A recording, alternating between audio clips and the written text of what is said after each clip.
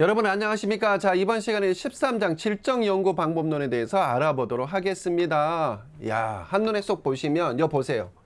연달아 나왔죠? 그럼 여러분 시험 볼 때도 아마 나올 확률이 되게 높다는 거죠. 24회 때도.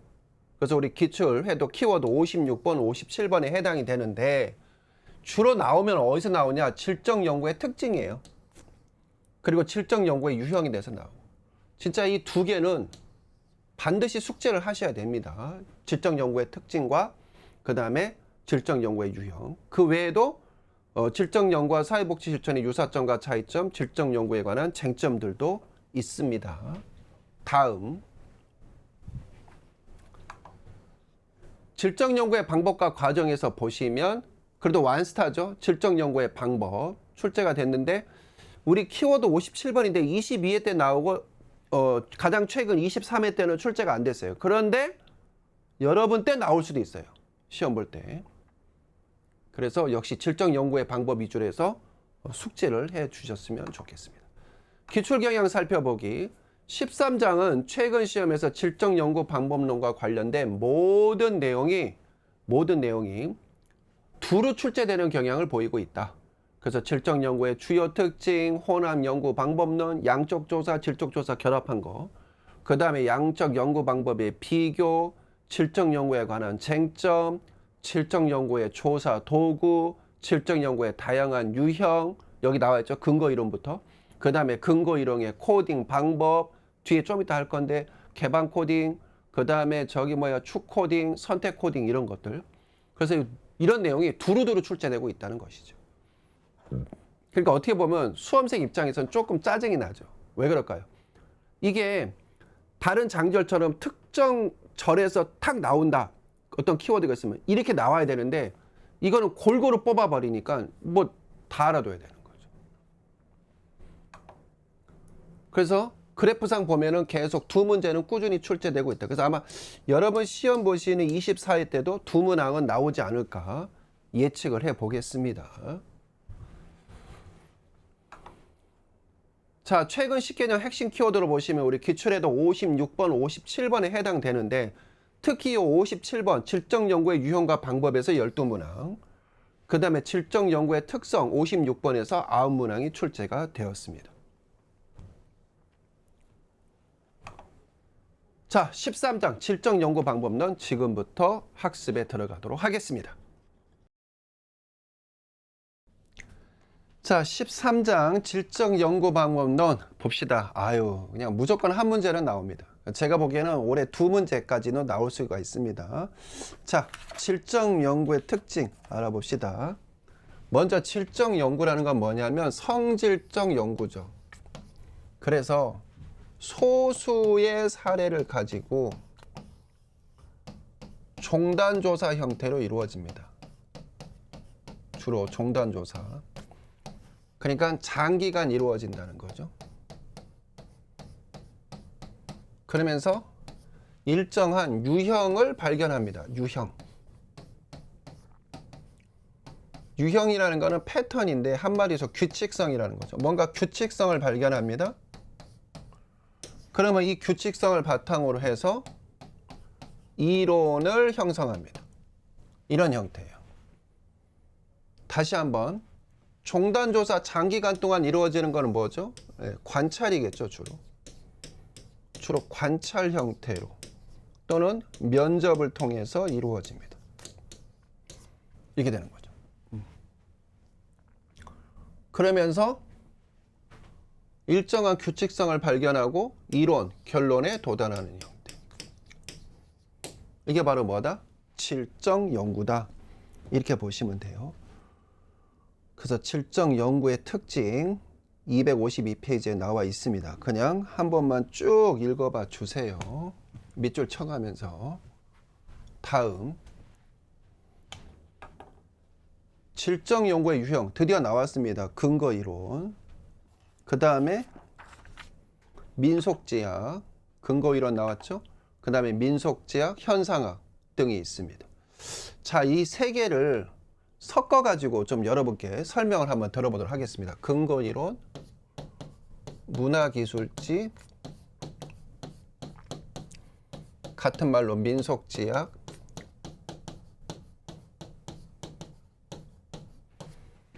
플러스 현상학. 클라이언트의 주관성이 들어가는 거죠.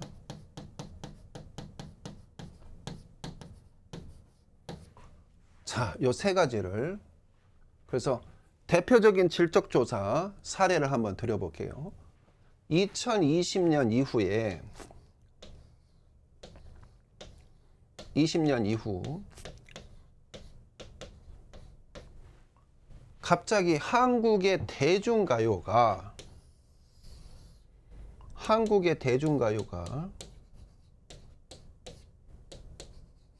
전 세계적으로 폭발적인 인기를 끌기 시작했습니다. 2025년 이후에. 그래서 도대체 왜 갑자기 이걸 이제 K-팝이라고 명명을 했습니다. K-팝이라고 명명을 했습니다. 아니 도대체 왜 그 한국말로 된 거를 왜 전 세계, 특히 미국, 영국, 유럽에서 영어권 국가건, 프랑스어건, 도이치건, 스페니쉬어건, 아무튼 일본어, 아무튼 도대체 왜 이 한국말로, 물론 중간중간 가사에 영어도 들어가긴 하지만 어떻게 이렇게 폭발적인 인기를 얻고 있는지. BTS, 그 다음에 저기 뭐야 뉴진스, 그 다음에 대표적으로 블랙핑크 등등등. 와, 이거 신기하네. 그래서 실적 조사를 해봤다는 거예요. 그래서 첫 번째, 근거 이론, 현실 기반 이론. 해당 국가에 가봤어요. 그래서 예를 들어서 프랑스, 독일, 그 다음에 미국, 영국, 일본, 태국, 인도네시아, 뭐 등등등등등 가봤다는 거죠. 현실에 가봐서 도대체 왜 한국의 대중가요가 2020년부터 폭발적으로 증가하기 시작했는가 봤더니 패턴을 찾은 거예요. 패턴을. 어떤 패턴을 찾았냐? 자, 우리나라 한국의 대중가요의 특징은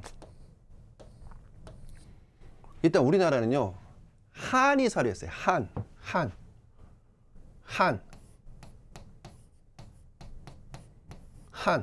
예.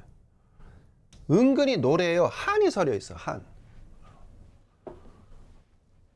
저기 우리나라 음식 먹을 때 기본적으로 고춧가루, 마늘 들어가잖아요. 외국 사람들이 우리나라 그 고춧가루, 마늘 먹는 모습 보면은요 뒤로 자빠질 정도로 너무 많이 먹는다는 거예요. 엄밀하게 보면 마늘은 거의 향신료 쪽으로 한 알이나 두 알 정도 이렇게 으깨가지고 넣지. 근데 우리는 어떻게 해요? 막 그냥 막 붓잖아요. 막 부어 막. 저 같은 경우에는 마늘을 되게 좋아하거든요. 다진 마늘 막 부어 넣어서 먹거든. 그러니까는 모르는 거야. 우리는 모르는데 가사 중간중간에요 이렇게 한이 서린 내용이 있단 말이에요. 한서린 내용이 대중가에 보면. 근데 외국 애들은 그걸 기가 막히게 간파를 해요. 그러면서 이렇게 생각하겠죠. 궁상 떨고 있네. 뭔 노래가 이렇게 축축 처지고 처량하고 뭔 이렇게 심리도 못 가서 발병 난다 뭐 이런 노래는 아이고. 은연중에 대중가요가 이게 있단 말이야. 밑바닥에. 우리는 모르지만 서양 애들이나 이쪽 애들이 봤을 적에는.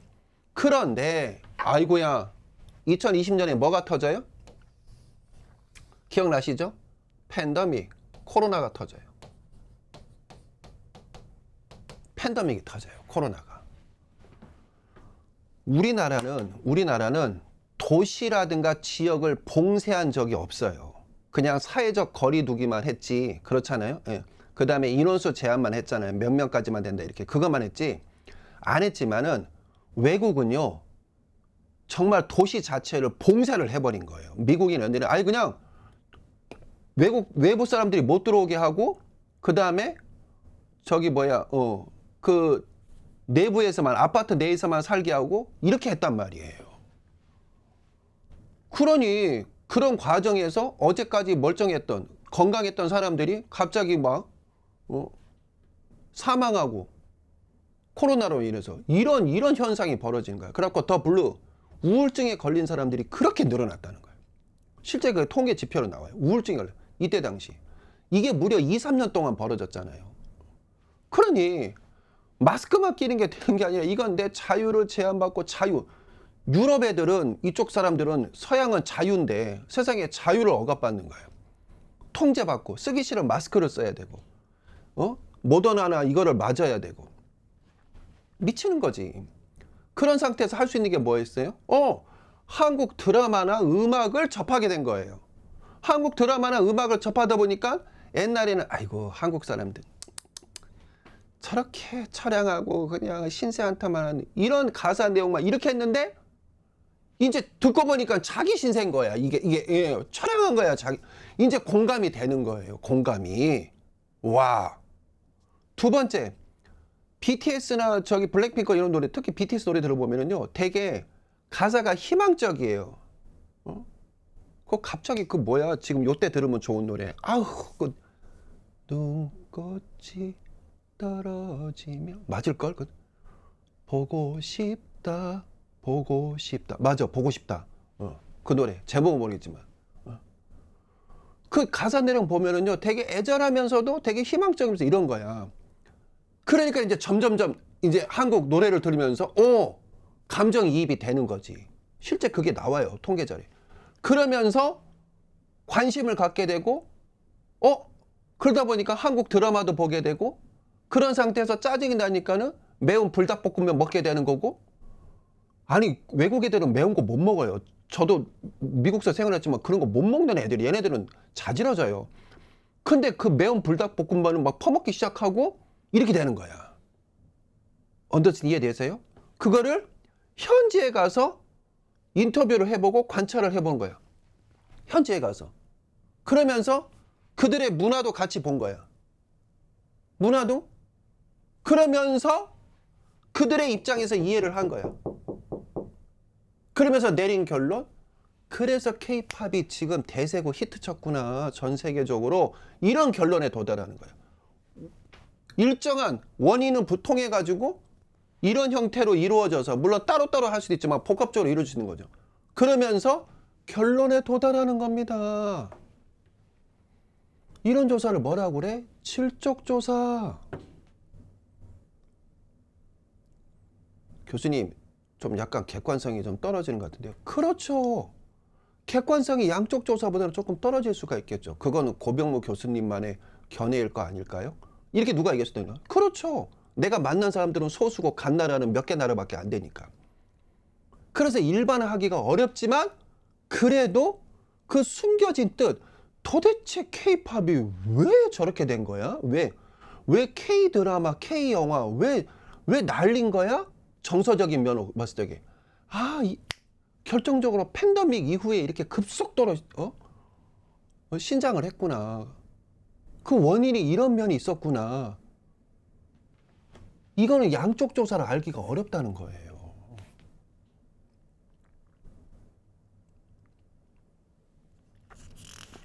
하나씩 볼까요? 254페이지. 근거 이론은 자료에 기반을 두고 사람, 사건, 현상에 대한 이론을 발전시키는데 목적을 둡니다. 현상. 왜 K-팝 현상이 일어나냐는 거지. 이론에서 가설을 도출하고 자료를 수집하고 그것을 검증하는 단계를 거치는 양적 접근과 달리 근거 이론 접근에서는 자료에서 이론을 도출하는데 주된 관심을 갖는다. 그러면서 여기 보세요. 밑줄 치세요. 실제 삶의 현장에서 심도 있는 자료를 수집하기 위해 면접, 관찰, 실적조사의 양대 산맥은 면접, 물론 서베이에서도 면접을 쓰고는 있지만은 아무튼 실적조사의 양대 산맥은 면접, 인터뷰, 관찰이에요. 양대 산맥이. 기법을 중요시한다. 그리고 산만하게 흩어져 있는 자료를 체계화시킨다. 산만하게. 그래서 작업 자체가 일종의 설명이 되고 설명이 됐잖아요. 내가 K-팝이 왜 갑자기 2020년 이후에 전 세계적으로 히트를 쳤는지 K-드라마가. 그에 의해 잠정적인 개념이나 범주적 요인이 이론이 드러나게 된다. 그럼 결론은 뭐가 되겠어요? 사람이 어려우면 힘들면 뭔가 시련 역경이 있으면 뭐다? 우리나라 같이 한설인 정서적인 측면이 들어가는구나. 쉽게 얘기해서 먹히는구나. 이런 결론에 도달할 수 있는 거예요. 결국은 정리할게요. 불황일수록 매운 게 잘 팔리는 거예요. 불황일수록 소주가 잘 팔리는 거예요. 불황일수록 희망적인 노래도 좋지만 오히려 한설인 노래, 처량한 노래가 더 1, 2위를 다투는 거예요. 발라드 같은 게. 그런 결론에, 잠정적인 결론에 도달할 수가 있는 거죠. 그래서 요즘 드라마 보세요. 강의하는 이 시점에서 폭삭 속았수다. 물론 중간중간에 웃기기도 하지만 내내 그 주인공들이 힘들잖아요. 그러면서 해피엔딩으로 끝나기는 하지만 과정은 되게 힘들단 말이야. 폭삭 속았수다 보면은. 그 다음에 요 앞전에 했던 그거 뭐야? 정년이여라. 정년이 맞냐? 정년이여라. 그 판소리 나오는. 그것도 보면은 그냥 불쌍하고, 그죠? 그 앞전에 했던 것도 뭐 있어? 옥시부인전. 요즘 뭐 넷플릭스 나오는 그 전부 다 히트치고 있잖아. 그 내용들 보세요. 깔깔대고 웃기고 코미디 형태고 밝은 이런 형태가 아니란 말이에요. 막 그냥 양반한테 억울하게 당하고, 그냥 주변 사람들한테 당하고 막 그런 거. 그러면서 그걸 뚫고 일어나는. 예전에는 한국 드라마가 그런 거 나오잖아요. 그럼 외국 사람들이 아니 왜 저렇게 칙칙하고 저렇게 우울한 드라마를 만들어? 이렇게 했단 말이에요. 근데 지금 이게 백인, 서유 유럽 전 세계적으로 먹힌다는 거죠. 이게. 그런 결론에 도달할 수가 있는 거예요. 물론 잠정적이고 소수 사례긴 하지만. 그래서 254페이지 맨 밑에 경험적 세계의 관찰에 근거하여 만들어진 이론으로 경험적으로 겪어봤잖아요. 패턴을 찾기 위해서. 현실 기반 이론, 다른 말로 근거 이론은 기본적으로 다른 질적 연구 조사자가 사용 같은 현장 관찰 방법을 사용한다. 현장에 직접 가서, 그죠? 관찰하고 면접을 통해 가지고 겪어보면서 자료를 취득하는 형태. 무슨 이론? 근거 이론, 현실 기반 이론, grounded theory.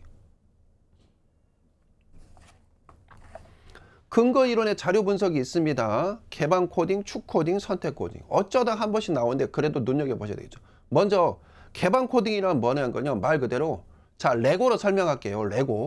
레고가 쫙 있어요. 레고 그 피스가 있어, 조각이. 근데 거기에서 내가 집을 만들고 싶어. 그럼 집을 만들기 위한 필요한 레고가 있을 거 아니에요. 그거를 레고를 모아. 한 번 더. 개방 코딩은 뭐냐면 일단 내가 필요한 집에 관련된 레고를 먼저 모으는 거야. 모았어? 그럼 그거 가지고 대충 어느 정도, 진짜 적당한 용어가 안 떠올라서 제가 일본말 한 번만 쓸 테니까 용서 좀 해주세요. 알았죠? 예. 어쩔 수가 없어. 왜 그 단어가 생각이 안 나? 왁구. 예. 왁구를 짜야 돼. 왁구를 일본말로. 이걸 영어로 뭐라고 하냐면, 영어로 얘기하면 축이라고 그래. 축. axis. 축이라고 그래. 축. 틀을 짜야 되는 거야. 틀을 짜야 되는. 이걸 왁구라고 했으니 틀을 짜는 거야. 틀 짰어요. 이제 그거 가지고 이제 유기적으로 연결해요. 여기에도 방 만들고 여기도 방 만들고 레고를 가지고. understand? 이걸 가지고 뭐라고 그래? 선택 코딩. 그러니까 단계별로 외우시면 돼요. 맨 처음에는 뭐? 개방. 그걸 가지고 틀을 만들어. 이걸 뭐라고 그래? axis. 축 코딩. 축이라는 게 축. 뼈대. 그 다음에 그걸 가지고 연결해. 세부적으로. 이걸 뭐라 한다 우리가? 선택 코딩. 이렇게 한다는 거죠. 그래서 254페이지. 밑줄 치세요. 자료를 통해 현상에 이름을 붙이고 개념을 도출하고 범주화하는 단계이다. 축 코딩, 개방 코딩을 통해서 도출된 각 범주와 하위 범주들 간의 관계를 연결시켜준다. 선택 코딩, 마지막 단계로서 이게 중요하죠. 선택 코딩이 무슨 처음 단계다 이러면 지문에서 나면 틀리는 거예요. 선택 코딩은 마지막에 나오는 거예요. 근거 이론에서 부호화시킨. 코딩은 부호화죠. 신뢰도와 연관이 있고. 그래서 모든 범주 유형을 통합시키고 정교화한다. 세밀하게 정교화하는 과정. 이걸 뭐라 한다 우리가? 선택 코딩. 한 번 더 순서대로 하면 개방 코딩, 축 코딩, 선택 코딩 순으로 이루어진다.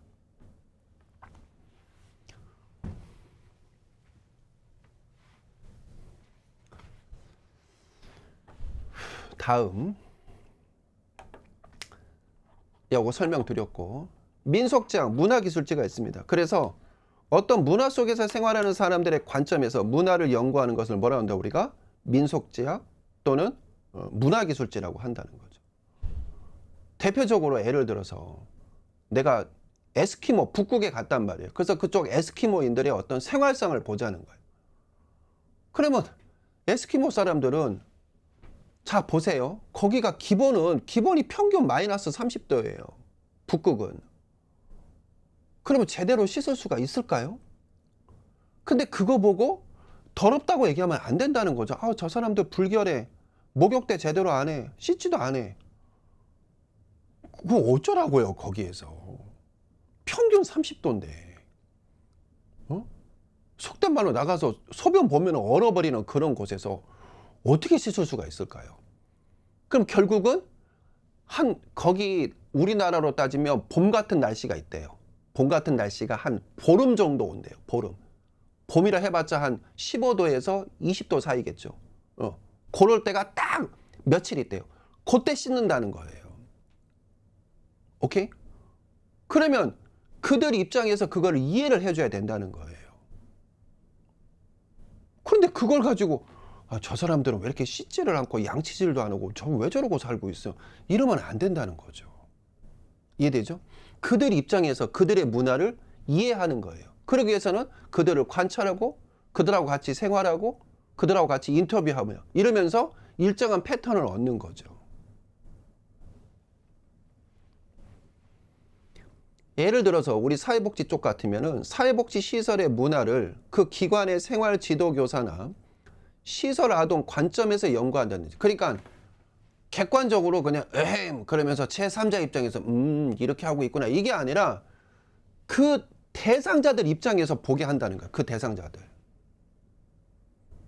또는 장애인 근로자들의 노동 문화를 장애인이면서 근로자 관점에서 연구하는 거야. 그들 입장에서 바라보는 거죠. 그들 입장에서 이렇게 바라보는 형태. 내 입장에서 바라보는 게 아니라 제3자 입장이 아니라 그들 입장에서 이래서 이들은 어쩔 수 없이 좀 우리나라처럼 자주 씻는 문화가 이렇게 발전하지 않았구나. 이제야 이유를 알겠네. 이렇게 된다는 거예요.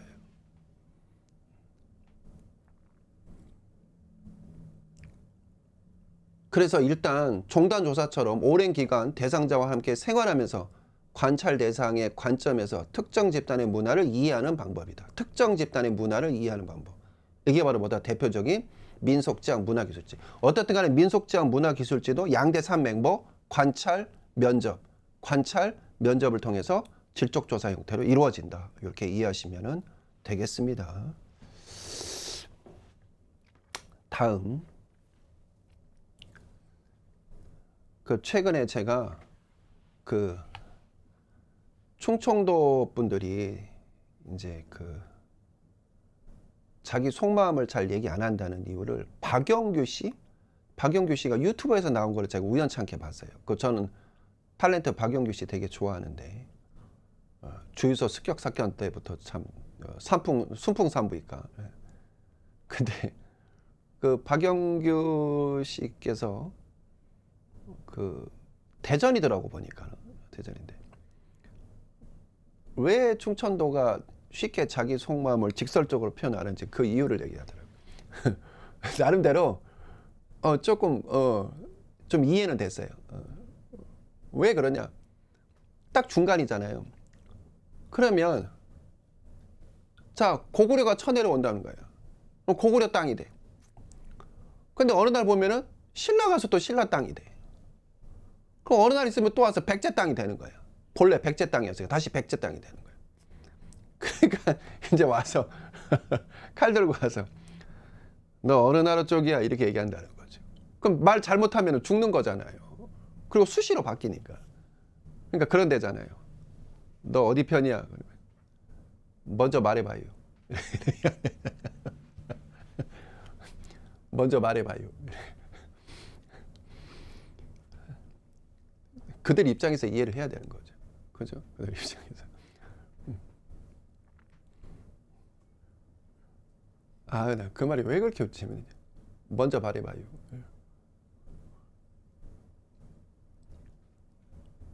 다음 아무튼 민속청 문화기술지 다음 현상학이 있습니다. 현상학은 이게 이제 칼 로저스거든요. 칼 로저스의 현상학 이론은 클라이언트 입장에서 보라는 거죠. 그러니까 이것도 질적 계속 일관되게 얘기했어요. 그들의 입장에서 보라는 거예요. 객관성 때문에 자꾸 제3자의 관점에서 바라보지 말고 그들 입장에서 바라보라는 거예요. 이게 바로 뭐다? 현상학이에요. 현상학. 칼 로저스가 그렇게 강조한. 자, 현상학 봅시다. 현상의 본질을 탐구한다기보다는 사물이나 현상에 대한 경험의 본질을 탐구하는 거예요. 그러면 여기서 말하는 경험의 본질은 누구겠어요? 누구의 경험이겠어? 이 경험의 본질을 탐구한대요.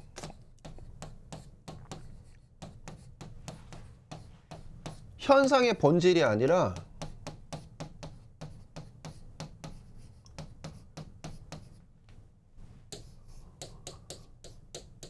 탐구를 하는데 현상의 본질을 탐구한대요. 이거는 뭐죠? 이건 객관성을 보는 거예요. 즉 객관성을 본다는 건 양쪽 조사예요.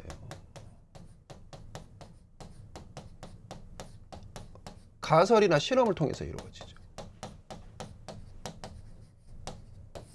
현상의 본질을 본다. 근데 그게 중요한 게 아니라 경험의 본질을 본다는 거예요. 누구의 경험의 본질? 클라이언트, 당사자의 경험. 이걸 보겠다는 거예요. 이게 현상학이에요. 현상학. 저출산이다. 그러면 왜 저출산이냐? 각종 데이터를 근거로 해가지고 척도화시키고 수치화시켜가지고 나타내요. 경기가 불황이기 때문에, 그 다음에 대기업에서 많이 안 뽑기 때문에, 그 다음에 저기 취업하고자 하는 어떤 열의가 상대적으로 좀 부족하기 때문에, 그 다음에 3D 업종은 가기 싫어하기 때문에 각종 데이터를 수치화시켜가지고 이렇게 해요. 근데 앞전 시간에 얘기했잖아요. 그런데도 뭔가 숨겨진 뜻이 있을까 하는 거죠. 내막, 사연, 맥락. Understand?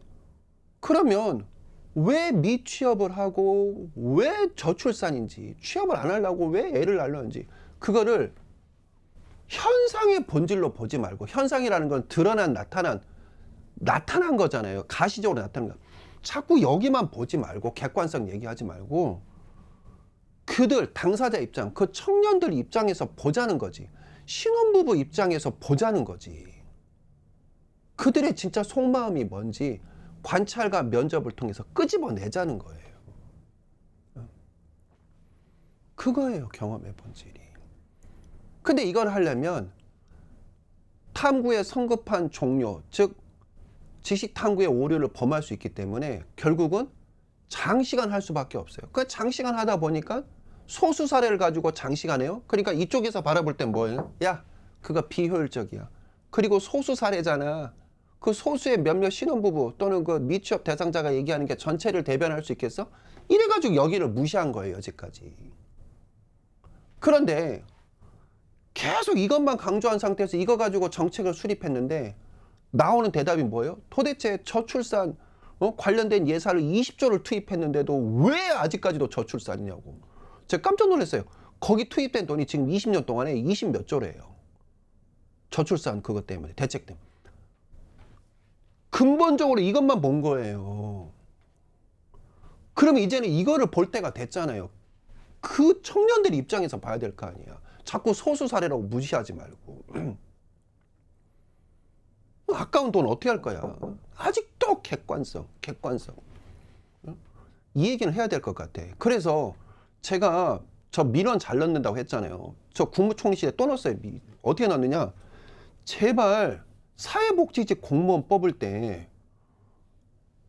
양적 평가, 양적 조사, 이걸 정량평가라고 그래요. 정량평가. 뒤에 평가 가서 말씀드릴게요. 정량평가는 뭐냐면 수치화된 거예요. 그냥 국어, 영어, 그 다음에 한국사 점수 몇 점, 그 다음에 사회복지학개론 몇 점, 그 다음에 이거 몇 점 해가지고 이거 가지고 하지 말자는 거야. 물론 면접도 있긴 하지만 면접은 그냥 통과 의뢰처럼 되는 거, 실제는 필기시험으로 다 이루어지잖아요. 그것보다는 어떻게 하자는 거야? 이거 비중을 100에서 50으로 놓고 실제 50은 사회복지 전공자 중에서 저 공무원 시험 보려고 합니다. 그 대상자들을 뽑으라는 거야. 동사무소에서, 행정복지센터에서, 요즘은 뭐라고 그러죠? 행정복지센터에서 뽑으라는 거야. 뽑아가지고 3개월 또는 6개월 동안 일을 시켜보라는 거죠. 인턴으로. 그러면 두 가지 효과가 있어요. 첫 번째, 당사자들이 막연하게 나 사회복지직 공무원 돼야지 왔다가 실제 겪어보면서 야, 이거 생각보다 다르구나. 그러면서 다른 길로 갈 수도 있고 진로를 다른 걸. 그러면 이게 얼마나 효율적이야, 효과적이고. 그리고 합격돼가지고 한참 이제 일 배우면 하는데 죄송한데요, 저 사직할래요, 사표 낼래요. 나와버리면 이것도 얼마나 그 기관 입장에서 당황스럽냐고. 이런 거를 방지하기 위해서 미리 이거 오라는 거지. 그래갖고 거기 있는 당사자들이 뭘 통해서 관찰법을 통해서 면접 관찰, 즉 질적조사를 통해서 점수를 매기라는 거예요. 이거를 정성평가라고 그래요. 정성평가. 정성평가한 점수와 계량화된 수치화된 요거 국어, 한국사, 그 다음에 저기 영어, 그 다음에 사회복지와 행정법 요 점수 양쪽 조사를 결합해서 혼합평가 해가지고 그리고 나서 공무원 임용시키자는 거야. 그럼 일자리도 창출되고 얼마나 좋아. 그런데 아직까지도 여기에 매몰되어 있어요. 여기에 아직까지도 안타깝게 그지없습니다. 그러니까 현장 가면은 숙련도가 떨어지는 거예요. 주로 우리가 만나는 분들이 누구예요? 알코올릭, 장애인분들, 그 다음에 무슨 가정폭력 피해자분들 가보세요. 현장에 가면. 그러니까 책에서 공부해갖고 머리는 똑똑해. 근데 당황스러운 거야. 경험을 못 해봤으니까. 조금만 욕하더라도 봐서 막 엉엉 울고 막. 우리 이번에 대전에서 공무원 합격한 몇 달 동안 엉엉 울었대잖아. 그냥 그 고이고이 자란 딸이 남의 집 귀한 딸인데 막 뭐라고 얘기하니까는 그냥 당황스러워가지고. 물론 그분도 잘못했지만 여지껏 겪어보질 못했던 거야. 그런 일을. 그렇고 몇 번이나 퇴사할까 생각했대요. 사직서 낼까. 참여행동연구 시험 문제 잘 나오죠. 이것도. 참여행동연구는 뭐냐면 이것도 현상이랑 똑같아요. 그들 입장에서 하는 거예요. 그들 입장에서. 밑줄 치실까요? 참여행동연구. 연구 대상자들에게 연구의 목적과 절차에 대한 통제권이 주어진 당사자들한테 재량권, 통제권을 주는 거예요.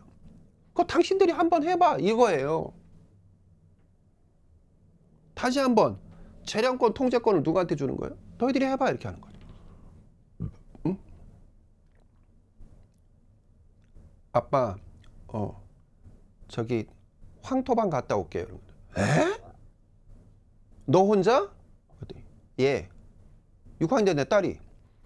아니 황토방 찜질방 찜질방 누구랑 가는데 뭐 누구도 가고요 누구도 가고요. 그래서 여자애 3명이랑 남자애 2명에서 5명이 가요. 에? 너희들끼리? 네. 몇 시에 갈 건데? 12시에 만나기로 했어요. 그래갖고 거기서요 저녁까지 먹고 올게요.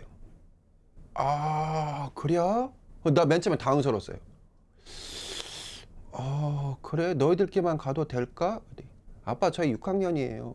그리고 늦지 않게 올 거예요. 그리고 거기 사람도 많잖아요. 거기서 재밌게 놀다 올게요. 그래 그럼 한번 해봐. 이게 참여행동 연구예요. 재량권 통제권을 주는 거예요. 따라와. 부모랑 같이 가야 돼. 자 먼저 씻자. 때 밀자. 자 일단은 저기 황토방 먼저 들어가자. 그 다음에 나온 다음에 자 식혜 한잔 먹고 좀 쉬었다가 뒹굴뒹굴 하다가 다시 황토방 들어가고 다시 나왔다가 자 다시 한잔 이제는 여기 그 집 미역국 잘해. 그래서 미역국 좀 먹자. 아빠 저는 미역국 몸에 좋은 거야. 황토방 오면 미역국 먹어야 되는 거야. 미역국 먹고 다시 식혜 먹고. 이게 아니라는 거예요. 어떻게 하는 거야? 그래 너희들끼리 알아서 한번 해봐 이렇게. 그랬더니 그렇게 잘 놀다 왔어요. 참여행동연구. 다시 한번 연구 대상자들에게 연구의 목적과 절차에 대한 통제권이 주어진 사회조사의 한 방법이다. 그래서 맨 밑에 연구 대상자가 자신의 이익을 효과적으로 일할 수 있는 기회를 제공한다. 다음 내러티브 탐구 나와 있습니다. 내러티브.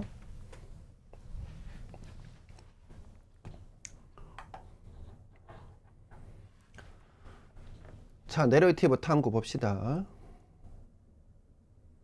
교수님, 요즘에는 또 민원 딴 거 안 넣으세요? 넣고 있죠. 뭘 넣느냐? 아니, 왜 사회복지사 1급은 왜 항상 30%에 고정시켜 놓는 거예요? 다른 거 보세요. 대학교 졸업하고요. 통과 의뢰처럼 의사고시건 간호사건 응급구조사건 그냥 거의 다 통과 의뢰예요. 아니, 우리만 왜 30%? 아, 정말 이거는 아니죠. 아, 그러면 걔네들도 시험 빡세게 내라고 해. 아, 이거는 아니잖아요. 비교된 욕구잖아. 아니, 어느 거 정도 의사건 간호사건 대부분 보면 물론 공부 열심히 하죠. 그러면 그래도 대부분은 일반적 현상을 얘기할게요. 거의 80%가 넘어요. 우리도 열심히 공부하잖아. 우리 저 사회복지과 오는 학생들 얼마나 똑똑한데 공부도 열심히 하고. 근데 문제 보세요. 아주 더럽게 내잖아요. 그래갖고 어떻게 간에 30%에 맞춰 놓으려고 하는. 이렇게 하지 말라고 제발 좀. 국가고시인데 계속 넣고 있어요. 계속.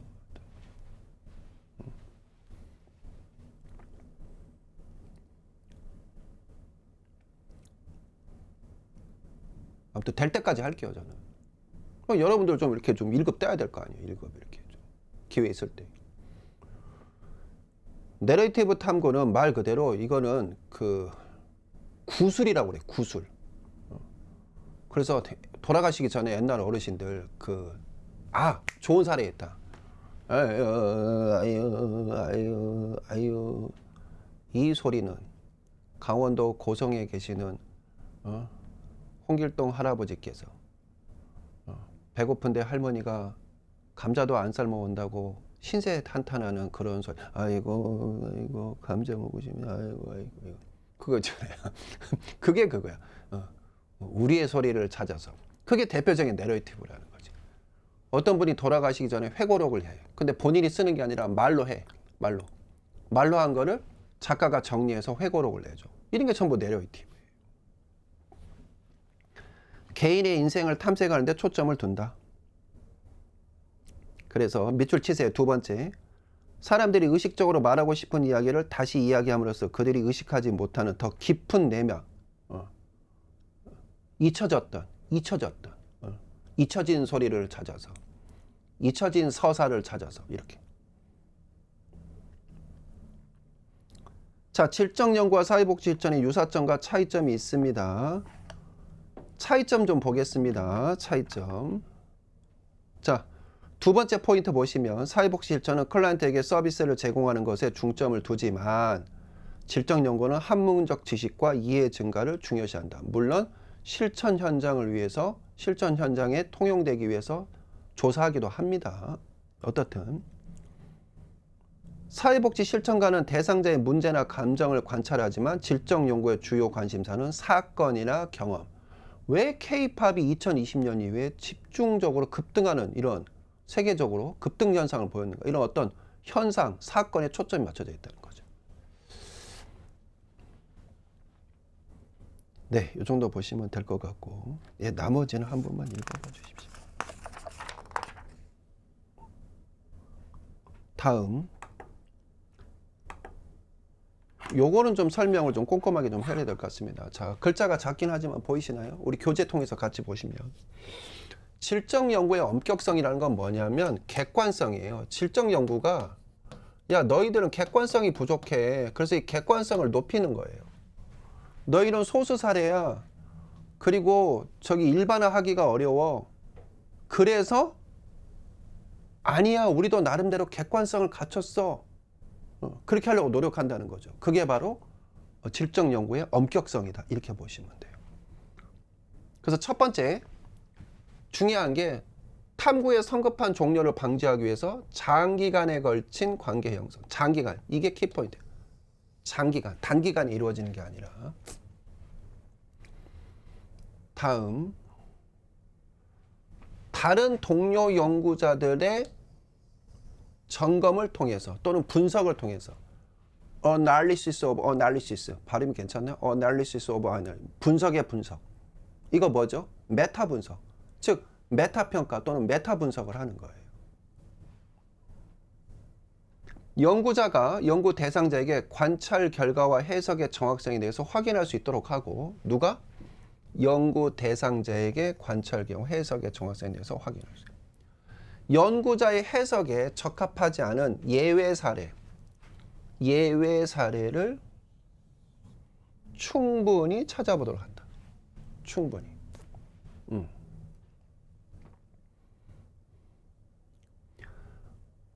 연구자뿐만 아니라 다른 사람, 요 말 이해되세요? 예외 사례를 찾아본다는 게. 예를 들면 이거예요. 자, 대표적으로 이제 알기 쉽게 얘기할게요. 저는 시험을 목적으로 강의를 하고 있잖아요.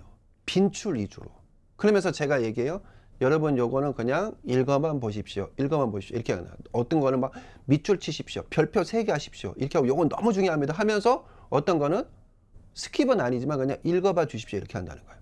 그런데 수강생 중에 어떤 분이 교수님 이거는 예외적으로 교수님은 그냥 읽어만 보라고 하셨는데 이거 예전에 몇 번 나온 적이 있는데요. 중요하지 않나요 이 부분? 하고 저한테 게시판에다가 글을 올렸단 말이야. 그래서 내가 그래요? 그래서 봤더니 맞아 요게 예외 사례예요. 아 맞네요. 그러면 요 부분도 제가 다음 강의 때 제가 다시 한번 설명하고 강조를 하도록 하겠습니다. 요 부분이죠. 요게 예외 사례예요. 그러면서 그물망을 촘촘히 하는 거죠. 구멍이 숭숭 뚫려갖고 물고기 빠져나가지 않게 좀 더 촘촘하게 이렇게 하는 겁니다. 그래서 예외 사례를 충분히 찾아보도록 하고 연구자뿐만 아니라 다른 사람들이 연구 결과를 살펴볼 수 있게끔 모두 기록하고 공개합니다. 다음, 다원 측정, 삼각 측정, 다원화, 다각화 다 같은 말이에요. 그래서 신뢰도와 타당도를 확보하기 위한 이거 뭐예요? 객관성을 높인다는 거죠. 측정 오류를 최소화하고 조사자나 조사 대상자의 편견과 오류를 수정, 완화하며 객관성을 높이기 위한 방법. 그게 바로 뭐다? 다각화. 저는 이제 대학원 다닐 때 이거 다각화로 배웠어요. 다각화. 지금은 이제 다원 측정, 삼각 측정 다양하게 얘기하는데. 그래서 여기 보시면 확인하기 위해서 다양한 취재원을 통해 확인하는 것과 유사. 그러니까 한 사람한테만 얻는 게 아니라 다양하게. 예를 들어서 이거죠. 제가 이제 공무원 학원 있을 때는 제가 그랬어요. 내 수업만 듣지 말고 저 말고도 다른 교수님 몇 분이 계셨거든요. 2분이 더 계셨어요. 그래서 제가 수강생들한테 여러분은 어차피 전부 다 오픈이 되어 있으니까 콘텐츠가 내 수업만 듣지 말고 아무리 내 수업을 클릭해서 본다고 하더라도 다른 교수님 강의도 한번 같이 봤으면 좋겠습니다. 제가 항상 그 얘기했어요. 그게 바로 요거예요. 다각화예요. 다각화. 대표적인 유형으로 이론의 다원화, 그 다음에 연구의 다원화, 관찰자 다원화, 자료의 다원화 등이 있다. 눈여겨보시기 바랍니다. 이게 전부 다 뭐다? 질적 연구의 엄격성하고 연관된다. 요게요, 항상 잊을만 하면 나오고 잊을만 하면 나와요. 요게 시험 문제. 질적 연구의 방법과 과정이 있습니다. 그래서 참여 관찰이 있습니다. 그래서 참여 관찰은 대상자 활동에 참여하여 관찰하는 방법이다. 말 그대로. 단점 한번 보실까요? 단점. 외적 타당도가 떨어지고 주관성이 많이 개입되는. 그렇죠? 같이 참여하면서 보는 거니까. 그리고 일반화 가능성이 낮을 수 있으므로 결론이 제한적이라는 개념이 있습니다. 다음. 참여 관찰자 유형이 있습니다. 시험 문제 잘 나오죠? 완전 참여자가 있습니다. 이게 시험 문제 제일 잘 나와요. 완전 참여자가 시험 문제 제일 많이 나온다. 그럼 완전 참여자는 뭐냐? 대상자와 자연스럽게 생활하고 상호작용 하는데 실험 대상자, 연구 대상자는 내가 연구자라는 걸 모르는 거예요. 무슨 말이냐? 같은 사람으로 보는 거예요. 영화에 보면 그런 거 많이 나오잖아요. 그 옛날에 무슨 영화야? 그 보면은 경찰인데 자기가 경찰이라는 신분을 속이고 재소자로 들어가는 거예요. 그러면서 거기서 정보를 캐내와서 경찰한테 알려주는 거죠. 자기 동료 경찰들한테. 이런 거 많이 있잖아요. 영화에 보면. 뭐 무간도도 그렇고. 신세계도 그렇잖아요. 신세계도 보면은 이정재 씨가 경찰인데 거기 들어가고 그거 나오잖아요. 어이 브라더 막 이러면서 오스트라도 피테쿠스 막 그 유명한 단어. 유명한 단어 있잖아요. 그죠? 방송에서 할 수는 없고 욕이기 때문에. 이말 브라더 막 이런 그 유명한 이정재 씨 나오는 독하게 살아. 그게 네가 사는 길이요. 명대사죠. 죽기 전에 경찰인 거 뻔히 알면서 황정민 그 장첸이 죽으면서 그러잖아요. 독하게 살아. 그게 네가 사는 길이요. 이렇게. 이때 이게 바로 뭐다? 완전 참여자다. 연구 대상자들은 완전 참여자의 신분과 목적을 모른다. 이게 되게 잘 나옵니다. 그러니까 어떻게 했어요? 호손 효과가 발생되지 않겠죠. 따라서 무슨 말이야? 객관성이 높은, 타당도 높은 자료를 얻을 수 있다는 거죠. 대신에 윤리적인 문제가 생기는 거죠. 왜? 속이고 들어가는 거니까. 기만행위가 들어가니까 윤리적인 문제가 제일 많이 발생되는 게 바로 요 완전 참여자다. 이렇게 보시면 되겠습니다. 관찰 참여자. 자, 참여 활동하는데 참여자의 신분과 목적을 알리는 거예요. 그러니까 윤리적으로는 문제가 안 생기겠지만 호손 효과가 발생될 수 있겠죠. 참여 관찰자, 신분과 목적을 알리는데 완전히 참여하지는 않아요. 이게 무슨 말이냐? 부분적으로만 참여하는 거예요. 그러면 신뢰도 높은, 타당도 높은 자료를 얻기가 무척 제한되겠죠. 완전 관찰, 이거는 말 그대로 그냥 제3자 입장에서 보는 거예요. 그냥 제3자 입장에서 그냥 이렇게 보는 거예요. 이렇게 보는 거예요. 그래서 연구 조사자가 비관여적이므로 관찰자 효과를 일으킬 가능성은 적지만 연구 대상자의 완전한 이해 가능성도 낮다. 다음 참여 관찰의 단계가 있습니다. 한 번만 읽어봐 주시고 심층 면접 아까 했죠? 그래서 심층 면접은 프로빙 또는 포커스 그룹 인터뷰를 하면서 아주 그냥 깊은 자료를 그러니까 뭐라 그럴까요? 심도 높은 자료를 취재하기 위해서 얻기 위해서 디테일하게 들어가는 형태. 통상 소크라테스식 대화법으로 이러더라고요. 파고 들어가고 파고 계속 파고 들어가는 형태. 공무원 그 면접이 심층 면접으로 이루어지거든요. 예, 아주 진 다 빠지죠. 한 1인당 한 명당 한 20분씩 하면은요. 그것도 3명의 심사위 면접관들이 돌아가면서 공격해요. 압박 면접하면서 쓰러지죠, 그냥 압박 면접. 군대 안 갔다 왔네요. 군대 안 갔다 보면 요즘 조직생활하기 힘들잖아, 그지? 공익이라도 갔다 와야지. 안 그래요? 의도적으로 그런 거예요. 의도적으로. 그런 식으로 막 파고 들어가요. 아이고 한부모 가족이네. 한부모 가족이면은 조금 그런데 이런 식으로. 그러면서 이제 반응을 보는 거예요.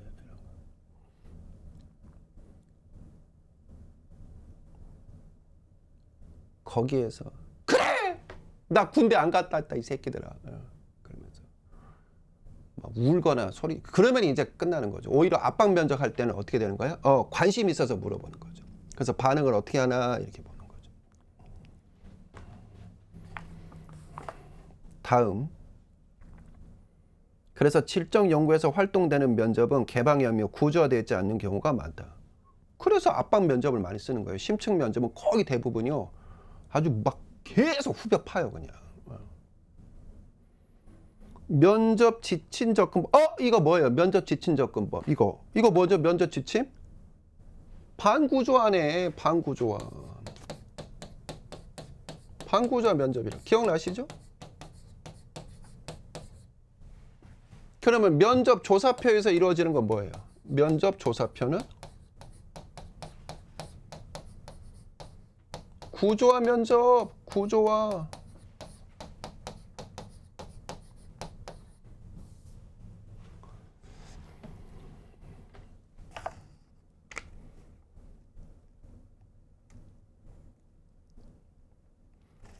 다음. 질적 연구의 과정이 있습니다. 질적 연구의 과정 보시면 문제 구성과 이론의 탐색, 자료 수집과 분석이 있습니다. 특히 자료 수집과 분석은 표집, 그 다음에 부호와 코딩, 그 다음에 목록의 부호와 분석적인 메모, 질적 연구의 자료 분석, 자료 분석에서 주의할 사항 등등이 있습니다. 뭐 케인의 자료 분석 과정에서 보면 이런 거 있는데 그냥 참고적으로 한 번만 보세요. 이런 것들은. 그 다음에 혼합 연구 방법론 요거 잠깐 보실까요? 요것도 잊을만 하면 시험에서 한 번씩 나오거든요. 질적 연구와 양적 연구를 결합하는 형태. 제가 늘 강조하는 게 바로 이거예요. 아까 공무원 사례 얘기했지만 질적 연구를 정성이라고 하고요. 양적 연구를 뭐라고 하냐면 얘를 정양이라고 해요. 그래서 정성 연구 또는 정량 연구 또는 정성 평가, 정량 평가. 조금 어려운 말로 이 두 개를 합치는 게 바로 믹스드 혼합이에요. 혼합. 양적 연구의 결과에서 질적 연구가 시작될 수도 있고 질적 연구 결과에서 양적 연구가 시작될 수도 있고 이거 잘 나옵니다. 시험 문제. 출발이 어디가 됐든 간에 양적에서 질적으로 질적에서 양적으로 이렇게 나올 수 있다. 다음 양적 연구는 주로 실증주의 토대로 두고 질적 연구는 해석주의. 다 알고 있죠? 질적은 해석, 양적은 실증주의. 혼합 연구는 요거 중요합니다. 요게 지문으로 예전에 나왔어요. 다양한 연구 패러다임을 수용할 수 있어야 한다. 그러니까 혼합 연구는 오로지 실증만, 오로지 해석주의만 이렇게 하면 안 되고 다양한 연구로 어떤 패러다임을 받아들여야 된다는 거죠. 실증이 됐든 해석이 됐든. 혼합 연구 방법의 설계 유형으로는 뭐가 있다? 삼각화 설계. 이거 아까 했는데 다각화, 삼각화 설계, 내재적 설계, 설명적 설계, 탐색적 설계가 있다. 이렇게 보셔야 돼요. 요거는 좀 애우셨으면 좋겠어요. 요거는 그래서 문서 순수 실험 설계, 유사 실험 설계, 원시 실험 설계 이 말 나오면 양적이에요. 그죠? 가설 검증이 목적이니까. 또는 뭐 단일 사례 설계 이거는 효과성입니다. 어쨌든 그런 말이 나오면 안 돼요.